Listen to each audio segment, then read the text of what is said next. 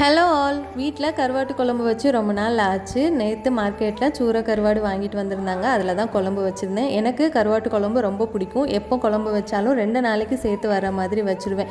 நாள் சாப்பிட்றத விட அடுத்த நாள் சாப்பிட்றதுக்கு அதோட டேஸ்ட் ரொம்ப நல்லாயிருக்கும். வேலையாக அரிசியை வேக வச்சுட்டு கருவாட்டை வெந்நீரில் ஊற வச்சுட்டேன். அப்போ கழுவுறதுக்கு ரொம்ப ஈஸியாக இருக்கும். நேற்று வாங்கிட்டு வந்திருந்தேன் இந்த செராமிக் ஜாடியில் ஒரு இதில் உப்பு, இன்னொரு இதில் புளி போட்டு வச்சுட்டேன். இது ராமச்சந்திராவில் வாங்கியிருந்தேன். ஒரு செராமிக் ஜாரோட ரேட் 140. நேற்று ஷார்ட்ஸில் அந்த கிளாஸ் வாட்டர் பாட்டில் காமிச்சிருப்பேன். அதுதான் நான் அமேசானில் வாங்கியிருந்தேன். பழைய செராமிக் ஜாரை வாஷ் பண்ணி வச்சுருக்கேன். ஊருக்கு போகும்போது எடுத்துகிட்டு போகலான்னு சொல்லி.